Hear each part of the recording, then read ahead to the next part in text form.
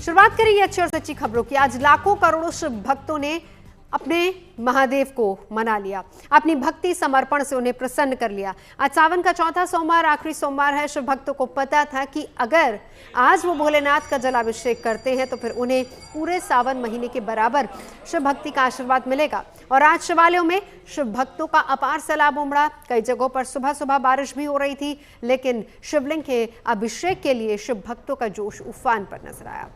बारिश में ही लाइन में लगकर अपनी बारी का इंतजार करते रहे भक्त। महाकाल मंदिर से लेकर काशी विश्वनाथ धाम और बैद्यनाथ धाम तक की छटा आज ही नहीं बल्कि पूरे सावन में देखने को मिली है।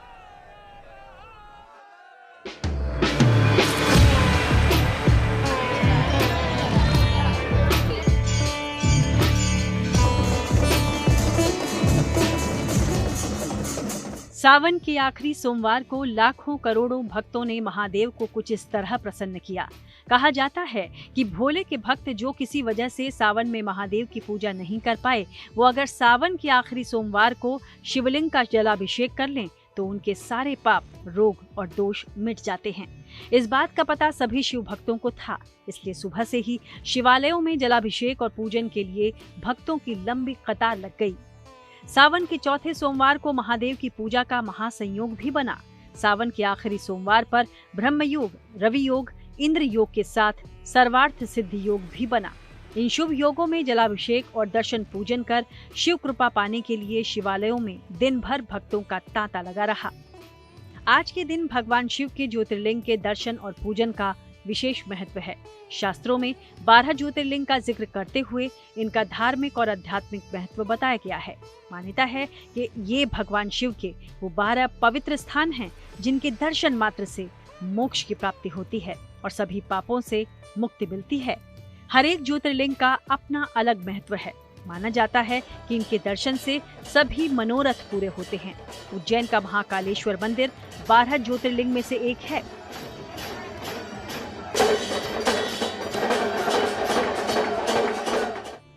उज्जैन में आज बाबा महाकाल के दरबार की छटा अद्भुत और अलौकिक दिखी। सुबह में ही यहाँ आस्था का सैलाब उमड़ पड़ा। महाकाल के दर्शन के लिए तड़के ही भक्त लाइन में लग गए। जैसे ही भगवान के दर्शन शुरू हुए, चारों तरफ जय श्री महाकाल के जयकारे गूंजने लगे और पूरा वातावरण शिव भक्ति में लीन नजर आया। सावन के आखिरी सोमवार पर बाबा महाकाल का भव्य और दिव्य श्रृंगार किया गया। आरती की गई, पूरा मंदिर परिसर जय श्री महाकाल की गूंज से गुंजायमान हो गया।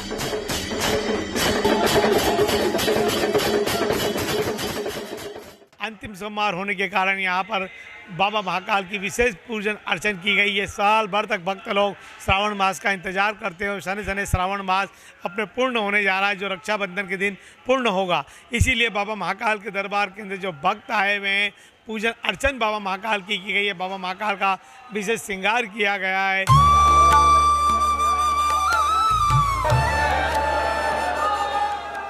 इस खास मौके पर अपने इष्ट के दर्शन के लिए लाखों की संख्या में भक्त मंदिर में मौजूद थे। भक्तों की भीड़ इतनी ज्यादा थी कि मंदिर प्रबंधन को अतिरिक्त व्यवस्था करनी पड़ गई। ऑनलाइन दर्शन की सुविधा के साथ ही मंदिर के अलग अलग हिस्सों में LED स्क्रीन पर भी आरती का सीधा प्रसारण किया गया। चौथे सोमवार पर आशीर्वाद हो गया था महाकाल जी का, बहुत आनंद आया। ऐसा अद्भुत दृश्य जिसे देखकर कि मन प्रसन्न हो गया। बहुत बहुत धन्यवाद महाकाल जी का। जय महाकाल। अद्भुत है, एकदम बहुत सुंदर, प्रसन्न हो गया मन आज देखकर। महाकाल का भस्म आरती देख के बहुत ही मन भावन सुंदर दृश्य था। बहुत ही अच्छा मन हमको महसूस हुआ। बाबा महाकाल साथ साथ जैसे लग रहे थे कि दिखाई दे रहे हैं। पहली बार भस्म आरती अटेंड करी, वो भी सावन के आखिरी सोमवार को। अविस्मरणीय था। मतलब ऐसा कुछ कभी देखा नहीं और शायद कभी देखने को भी नहीं मिलेगा। मतलब तृप्त हो गया मन। काशी विश्वनाथ मंदिर भगवान शिव के 12 ज्योतिर्लिंग में से एक है। काशी विश्वनाथ भगवान शिव का प्रिय स्थान माना जाता है। आज काशी में बाबा विश्वनाथ धाम में भक्तों का उत्साह देखते ही बना।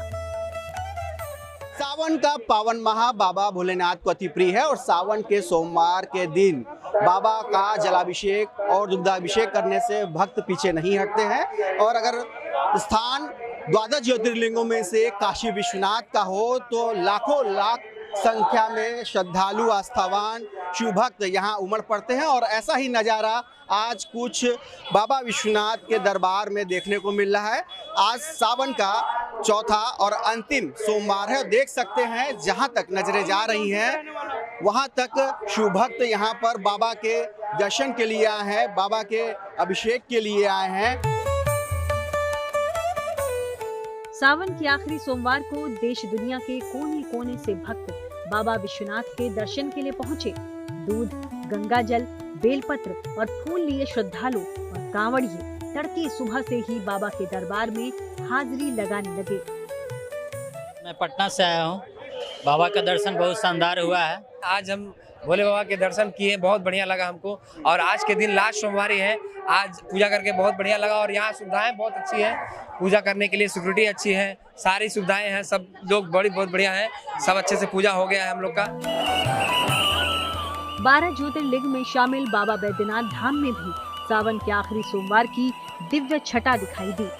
बाबा बैद्यनाथ के जलाभिषेक के लिए लाखों श्रद्धालु और कांवड़िए देवघर पहुंचे। बाबा की नगरी में सुबह से लेकर दिन भर हर तरफ हर हर महादेव और बम बम भोले के जय घोष गूंजते रहे।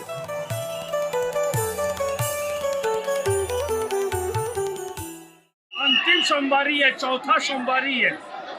शिव जी का तो सावन महीना ही बहुत महत्वपूर्ण होता है और उसमें भी सोमवारी जो ये व्रत के साथ जो जलाभिषेक होता है तो और महत्वपूर्ण हो जाता है। धूम है और सावन का महीना भगवान भोलेनाथ को बहुत प्रिय है। आज सावन का चौथा और आखिरी सोमवार चल रहा है। हम इस वक्त प्रयागराज के मनकामेश्वर मंदिर में हैं और ये स्वयंभू शिवलिंग है। यहाँ भगवान भोलेनाथ काम को भस्म करके प्रकट हुए थे और यहाँ भगवान भोलेनाथ की पूजा की जा रही है। सुबह से ही आज बारिश हो रही थी, लेकिन फिर हम लोग एक्साइटेड थे कि आज सावन का आखिरी सोमवार है, भगवान भोलेनाथ का दिन है, तो हम सुबह से बारिश में कैसे भी करके आए और यहाँ पे इतना अच्छा लगा भगवान जी की पूजा करके, हम लोग का दिल खुश हो गया। यहाँ पे आओ तो सारी मनोकामना। गौरी शंकर मंदिर में तो भक्त जल, दूध, दही, शहद और बेलपत्र लेकर लाइन में नजर आए। इस दौरान पूरा मंदिर परिसर ही हर हर महादेव के जय घोष से गूंजता रहा। शिवालयों में उमड़ते दिखे। मैं इस समय मौजूद हूँ मुंबई के महेश्वर मंदिर में और आप देखें कि श्रावण उत्तर भारतीयों का आज का जो दिन है वो आखिरी माना जा रहा है और किस तरीके से दर्शन करने के लिए लोग अपने घरों से पहुँच चुके हैं। बहुत ही प्यारे तरीके से यहाँ बड़े ही अस्थिले से लोग आकर दर्शन कर रहे हैं। महेश्वर मंदिर गए बहुत सालों से यहाँ पे बहुत प्रचलित मंदिर है और बहुत श्रद्धा से लोग यहाँ पे आते हैं। असलपा पूरे घाटकोपर के लोग यहाँ पे आके दर्शन करते हैं। यहाँ की समिति जो है महेश्वर समिति बहुत अच्छी तरह से सबका नियोजन करती है। हम यहाँ के युवा पर्व है, हमारे एक आराध्या फाउंडेशन है, हम लोग वहाँ से लोगों के लिए सेवा कार्य करते हैं। वो बताएं कि जैसा कुछ देर पहले मैंने कहा उत्तर भारतीयों का समापन है आज श्रावण को लेकर, लेकिन महाराष्ट्र और मुंबई के लिए श्रावण जो है बहुत ही ज्यादा खास है, इसलिए मंदिरों की रंगत बढ़ती ही जा रही है। सावन की अंतिम सोमवारी पर जापान की धरती पर भारतीय संस्कृति का परचम लहराते हुए कांवड़ यात्रा निकाली गई। सावन में श्रद्धालु गंगा जल लाकर भगवान शिव का जलाभिषेक करते हैं। इसी परंपरा का निर्वहन जापान में रहने वाले भारतीय भी कर रहे हैं। इस साल कांवड़ यात्रा कुनाबोरी से शुरू हुई। श्रद्धालुओं ने गंगा जल से भरी कांवड़ को कंधों पर उठाकर हर हर महादेव के जय घोष के साथ पैदल ओजिमा तक यात्रा की। इसके बाद वाहनों के जरिए करीब 80 किलोमीटर की दूरी तय कर इबाराकी प्रांत स्थित श्री राम मंदिर बांदो पहुंचे। मंदिर में भोले बाबा का जलाभिषेक किया गया। जापान में पहली कांवड़ यात्रा का शुभारंभ 2022 में हुआ था। वाराणसी से रोशन जायसवाल, देवघर से शैलेंद्र मिश्रा, दिल्ली से मनीषा लड्डा और मुंबई से धर्मेंद्र दुबे के साथ bureau report, good news today.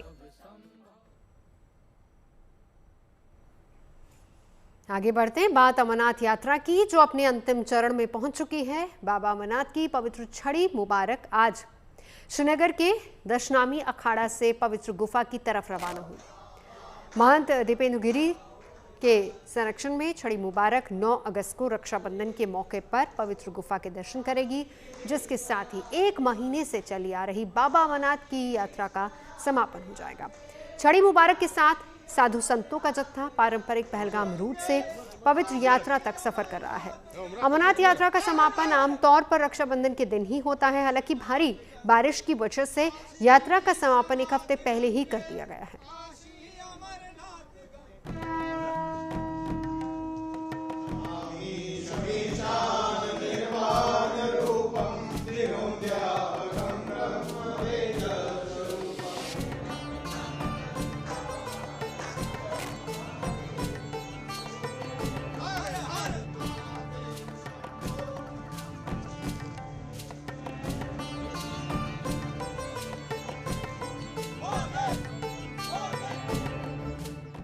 Shiv भक्तों के प्रेम, श्रद्धा और समर्पण की प्रतीक अमरनाथ यात्रा अपने अंतिम चरण में पहुंच चुकी है। शिव शक्ति का रूप मानी जाने वाली पवित्र शटिकाओं यानी छड़ी मुबारक अमरनाथ यात्रा की पवित्र गुफा की तरफ प्रस्थान कर गई।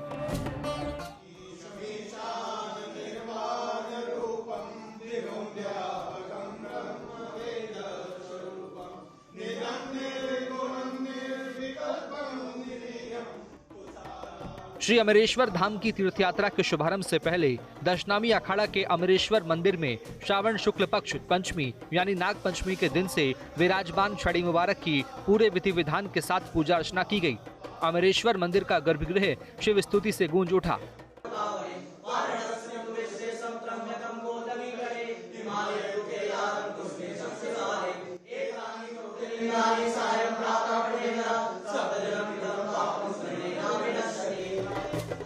दशनामी अखाड़ा के महंत और पवित्र छड़ी मुबारक के संरक्षक महंत दीपेंद्र गिरी के संरक्षण में प्रस्थान की तैयारी शुरू हो गई।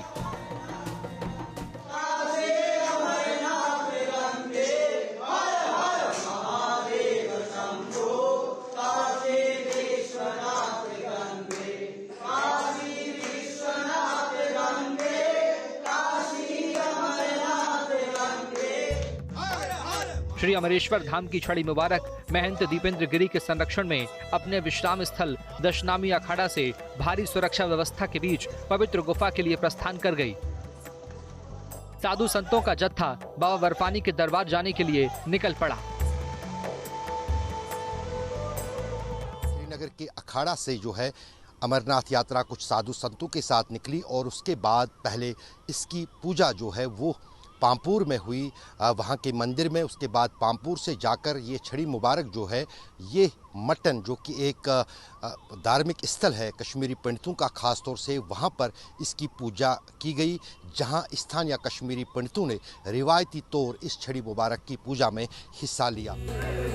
4 और 5 अगस्त को छड़ी मुबारक पहलगाम में रुकेगी।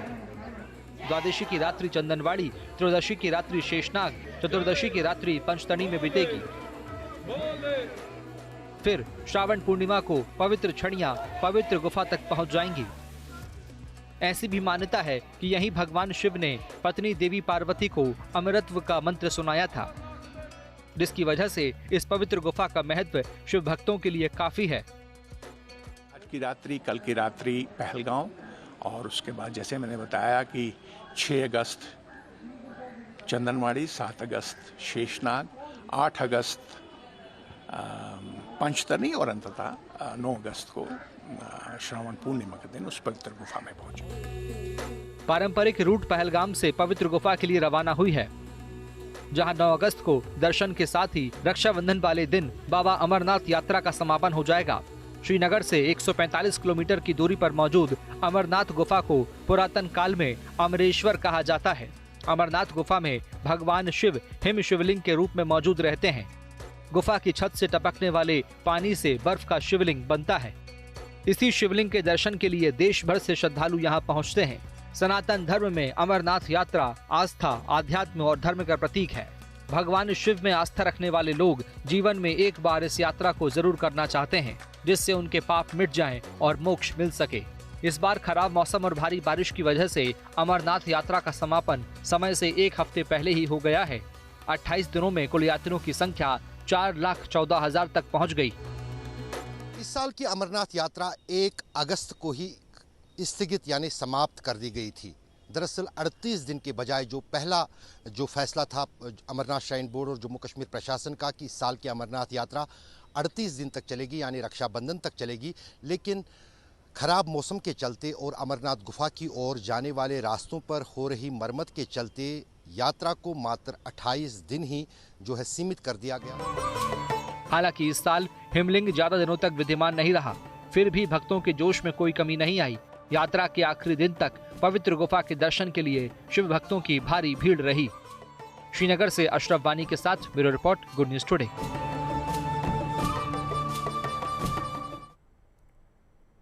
सैलाब में फंसी जान तो देवदूत बने जवान। जी हाँ, इस समय वाराणसी और प्रयागराज में नदियां उफान पर हैं, जिससे घाट और आसपास के इलाकों में बाढ़ जैसे हालात बने हुए हैं। इन इलाकों में नाव चलाकर एसडीआरएफ और एनडीआरएफ के जवान घर घर पहुंच रहे हैं, लोगों को दवाइयां और खाना दे रहे हैं और उन्हें सुरक्षित जगहों पर पहुंचा रहे हैं। और इन सब के बीच बेजुबानों को भी बचाने की कोशिश हो रही है। मां गंगा का पानी कम हो, इसके लिए बाढ़ में अखंड शिव पाठ भी किया जा रहा है। प्रयागराज और वाराणसी से देखिए हमारी एक्सक्लूसिव रिपोर्ट।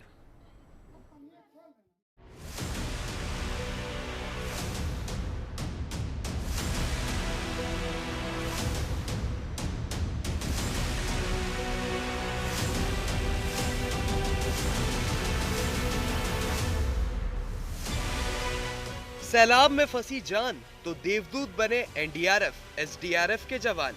तस्वीरें संगम नगरी प्रयागराज की हैं, जहां गंगा यमुना में सैलाब की वजह से आसपास के इलाकों में बाढ़ आ गई है।